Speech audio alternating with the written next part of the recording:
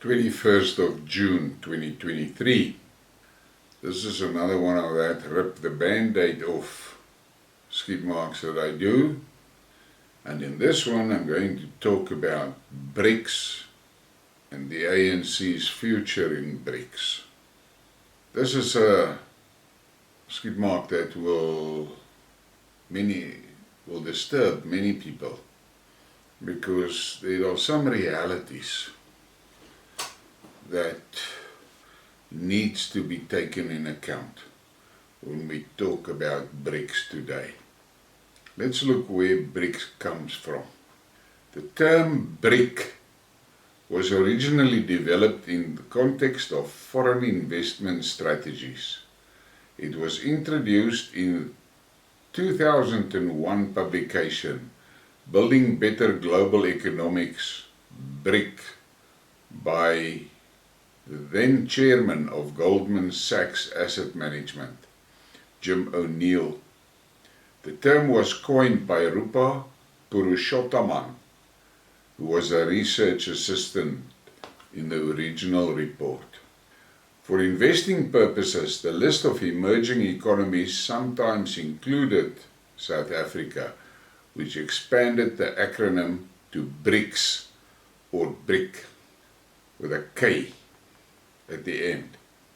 The foreign ministers of the initial 4 BRIC general states, Brazil, Russia, India and China, met in New York City in September 2006 at the margins of the general debate of the UN Assembly, beginning a series of high-level meetings. A full-scale diplomatic meeting was held in Yekaterinburg, Russia on 16 June 2009. The BRIC Group's first formal summit, also held in Yekaterinburg, commenced on 16 June 2009 with Louis Inácio Lula da Silva, Dmitry Medvedev, Manmohan Singh and Hu Jintao, the respective leaders of Brazil, Russia, India and China, all attending. The summit's focus was on improving the global economic situation and reforming financial institutions, and discussed how the 4 countries could better cooperate in the future. There was further discussions of ways that developing countries, such as 3/4 of the BRIC members, could become more involved in global affairs. Very important. In the aftermath of the Yekaterinburg summit, the BRIC nations announced the need for a new global reserve currency, which would have to be diverse, stable and predictable. Although the statement that was released did not directly criticize the perceived dominance of the US dollar, something that Russia had criticized in the past, it did spark a fall in the value of the dollar against other major currencies. Entry of South Africa. In 2010, South Africa began efforts to join the BRIC grouping, and the process for its formal admission began in August of that year. South Africa officially became a member nation on 24 December 2010, after being formally invited by China to join, and subsequently accepted by other BRIC countries. The group was renamed BRICS, with the S standing for South Africa, to reflect the group's expanded membership. In April 2011, the President of South Africa, Jacob Zuma, attended the 2011 BRICS Summit in Shanghai, China, as a full member. Take note, China invited South Africa, and I stick to my theory that it was mainly for the Cape Sea route. Bilateral relations between BRICS are conducted mainly on the basis of non-interference, equality and mutual benefit. Take note of that. The BRICS were originally identified for the purpose of highlighting investment opportunities and had not been a formal intergovernmental organization. This clearly indicates that the aim was to grow the non-West economies and to develop the nations. Take note, develop the nations. Russia, India, China and Brazil were all committed to growing their economies, but here in South Africa, the ANC is destroying the economy. Does the ANC actually believe that the other BRICS members do not see that? The BRIC partners also, and BRIC without the S, also spent heavily on resolving ethnic conflict in their countries, and Russia is the one with basically none of it, and China being smeared by the Western media on imagined issues. But the S is openly and publicly fueling racial and ethnic tensions and destroying social cohesion. Did the ANC really think the BRIC did not notice? The ANC conduct was actually undermining the initial vision of BRICS. Do they really think that the BRIC will tolerate that indefinitely? The ANC banks heavily on the basis of non-interference part. What they clearly did not take into consideration was that the BRIC countries are all led by highly intelligent, professional and skilled leadership, while the ANC was under leadership of mostly cadres with little or no experience, knowledge or skills to interact with the BRIC leadership. Now Lady Pandor is the only bright light in a sea of dimwits. They owe her big time for shielding the whole ANC management from a snot club. Do they really think that the BRIC does not see that? Never forget, all four of them have memory and experience of the pre-1994 South Africa. A South Africa that had an efficient civil service and a strong developing industrial base and solid farming sector. Today, none of that exists, or that is left is fast dying. What worked in favor of the ANC was that until 2 years ago, BRICS met once a year, have a nice powwow, take some pictures and selfies, great meals and then go home. Not much substance, but somehow the showing the world that they exist. Then things changed.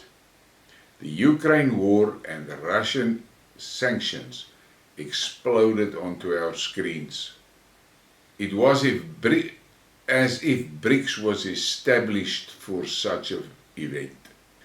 Once a year it was pulled from the bottom drawer and then after the party go back into the bottom drawer and forgotten for another year. The most noteworthy failure of South Africa's side was the fact that the leading trade and industry role players neglected to explore the opportunities within the BRIC bloc. In my opinion, the racist management policies enhanced by BEE led to existing role players sticking to the West where they felt more secure. The DA fueled this for their own benefit as a party, but also because they are merely puppets of the globalists. The ANC was in fact too stupid to see what they were achieving, because the focus was simply on actually wiping out all minorities from the economy. They started the shit and now their supporters were demanding them to carry on. In the meantime, the economy, especially industry, collapsed with a resulting drop in production output and skyrocketing unemployment. Another serious blow to South Africa was the fleeing of skills. But the arrogant racist ANC did not take note and never calculated the actual loss. Once again, they assumed that the BRIC did not notice. Quite stupid, because the BRIC scored many of those skills that fled South Africa. The war on our farmers is definitely noticed by the BRIC, and Russia even took in some of our farmers, where they are today making a big contribution to Russia's booming food production capacity. All that this ANC cadre gang have to do is to go and look what happened in Zambia. Zambia took in 300 white Zim farmers, and the following was the result. Zim is dependent on food aid, with many starving. Zambia's grain production jumped from 60 million tons per year to 420 million tons. That is 7 times more. That is enormous. Zambia has food security and is an exporter. They export blueberries, tomatoes, onions and potatoes, to name a few. This is a country that will be welcomed into BRICS by the BRIC partners, because Zambia will actually contribute to the BRICS mission. The Ukraine war did a few things. Russia was sanctioned like hell, and suddenly everybody was cut from trading with them due to the swift block, an American sanction machine that is driven by the weaponized dollar. The real drivers of BRICS pulled the BRICS folder out of the bottom drawer and said, "You're up, next." The first thing that suddenly came into the light was the BRICS Development Bank. Saudi joined and became the main financer of the bank. Russia demanded rubles for its gas from unfriendly countries. This made people jump. We all know how that went. The West stole a massive amount of Russian assets that were in their banks, and the world took notice. Between Russia, China and India quickly adapted to a new system to maintain Russian trade and to bypass SWIFT and the dollar. I have spoken about this in other Skidmarks. This instigated countries like Iran to suddenly pop up and become a serious player, selling stuff to neighbors and pay without SWIFT or dollar. This picked up momentum across the non-West. For the first time in 80 years, countries could trade without getting permission from the US. BRICS suddenly became a very sought-after instrument. Trade between BRIC players became volatile and vibrant. Once again, the incompetent, racist ANC missed the bus. Instead of taking the opportunities, they fucked around between the West and local corruption. The DA is just as stupid. Although they are touted to be the brainy bunch, the Cape is very dependent on tourism. Thousands of Russians were banned from Europe and were looking for new destinations. Turkey, Asia and Middle East threw their doors wide open, and the Russians streamed in, spending like hell. Nothing for South Africa, and especially the tourism industry. What did the DA do? Pissed in their pants when a Russian yacht visited Cape Town Harbour. What did the ANC do or not do? Why are our banks not accepting the Russian Mir cards? Whoops, how could I forget? The Western puppet masters won't allow that. And this may sound a little strange, but don't forget, the ANC, the top echelon of the ANC, is also controlled by the Western cabal. Another middle finger to BRICS. So far, South Africa has missed out on most of the opportunities that BRICS offered. Do the ANC think BRIC is not taking notes? Another major thing is the high number of new entrants that are lining up, and some have already been approved. This will make the role of South Africa in BRICS diminish. We will be retained in the acronym, but that is it. The weak ANC cannot compete as strong members. Saudi, Iran, Egypt, to name just 3. Their economic performance and general management of their societies overshadow the ANC in South Africa. Putin and Xi both have been assaulted by the MSM for human rights. Both survived it because it was mostly lies and propaganda. The ANC, however, cannot escape. The evidence is overwhelming of how they discriminate against minorities. I have seen messages that indicated that Putin specifically is not okay with what the ANC is doing. I've also been told that both Putin and Xi realize that the West will attack BRICS as being indifferent towards human rights violations. They are ready for the propaganda attack, but they have a serious problem with South Africa because the evidence is overwhelming, brutal, and already in the media. BRICS has turned from being a casual collection of countries with a dream into a real powerful body that can actually topple the dollar. Xi and Putin are not going to sit and idly watch as the ANC sabotage BRICS, with their fence riding between the West and the BRICS bloc, while destroying the country and driving the civil society towards civil war. Think about the recent Kiev circus with a sideshow in Poland.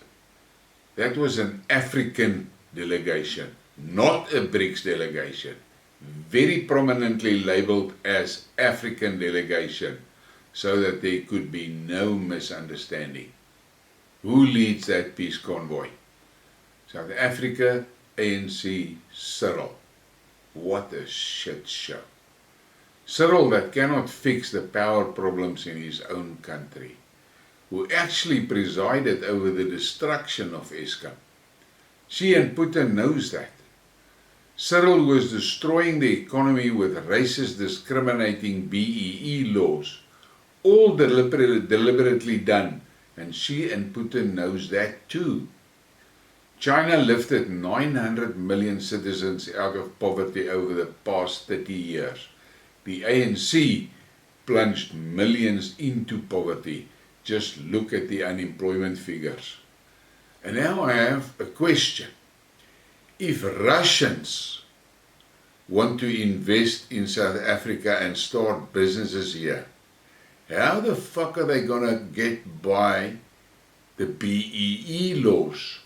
Because they are white. Think about that. I know they classify the Chinese as black for purposes of BEE, but they're not going to get away with that shit with the Russians, because the Russians are actually white. China lifted 900 million citizens out of poverty over the past 30 years. 900 million. The ANC plunged millions into poverty. Just look at the unemployment figures. Russia lifted 1 million citizens out of poverty in the last year. Oh yes, Russia gives every person that wants to become self-sufficient in food production 1 hectare of land for free, while Cyril wants to destroy productive farms. China encourages its farmers with many incentives and builds a rail and a road into the rural areas to help the farmers get their produce to market. The ANC fucks the rail and the roads up to prevent that. Do you really think the BRIC does not notice that? More serious, do you really think they respect you for this management and deliberate destruction? The problem with the racist laws of the ANC is that Putin is white. And then the cherry on the cake, the clusterfuck in Poland. Do the ANC really think Putin is as stupid as they are? This trip to Russia smells to me as a carefully laid trap for the ANC and Cyril specifically. Putin and Xi knew there was zero chance of success, but they played along and allowed the ANC to burn themselves. Poland proved their racism arrogance, and Kiev proved their disconnection with reality. They gave themselves a snot clap without any assistance from BRICS or the West. They did it all to themselves. Putin is the winner. He had a platform to reveal the Istanbul Agreement that blows the Western rhetoric that Russia wants war out of the water. Secondly, he had the platform to rip the West's plan to use Africa as an excuse for the grain deal to continue right from under them by using the African delegation gathering as a podium from which he assured Africa that Russia will ensure that Africa gets the grain and fertilizers they need. So Putin is again the winner. But Cyril, the ANC, and in a lesser way South Africa, got clobbered. The future plans for BRICS by the big BRICS players are way over the head of a racist, terrorist cadre contingent. Have they not noticed that neither Xi nor Putin ever used the word comrades? I guess not, because you need to be alert and connected to reality to pick that up. This ANC is drunk on their struggle umgoboti and disconnected from reality. Many of their previous comrades in Africa have grabbed the opportunities that the new dispensation offered them and is steering clear from the ANC's outdated doctrine. They are not all as stupid as the cadre deployed comrades in the ZA government. Many of them are well educated and intelligent. They can see this South African government is a shit show of note. The sausage generation cheer for Russia, cheer for Putin, but many of them are completely unaware of the fact that their own Twitter feeds are brutally racist and outright idiotic. They do not grasp the reality that Putin is white and that he has zero tolerance for discrimination. This they don't know. What do they think he will think if he sees their Twitter feeds? But that is unimportant to them, as long as they can spew their racist hatred and at the same time cheer for Russia. They think the whole world is as stupid and uninformed as they are. Well, the fuck up with the race card in Poland should shock them back to reality. But it won't, because they are too stupid to make the connection. Many black entrepreneurs are dreaming big with the opportunities that BRICS offers, but they do not realize that the crumbling South African infrastructure and collapsing economy will make it basically impossible to really compete on a level playing field. They are not going to get any BEE points in China, Russia, Iran or India, but hey, let them dream on. So in conclusion, the future of the ANC in BRICS looks bleak because the reality is catching up fast. The racism orgy is over and now they will have to deal with the STDs of that party. The exact thing that they used to jump the queue is what is going to trip them on a level playing field. Why? Well, because they jumped the queue, they never learned the basics of the business they basically stole. But unfortunately, they could not expropriate the knowledge, the skills, and the experience. Same goes for the government officials. They now have to mingle with staff of Putin and Xi and Modi, and in those countries, merit is in place, and none of the BEE and affirmative action shit. There you actually need to be qualified and experienced, not a deployed cadre. A cadre that cannot even run a spaza shop. The ANC will now learn in a hard way that karma is a bitch. Their tomorrow in BRICS looks bleak.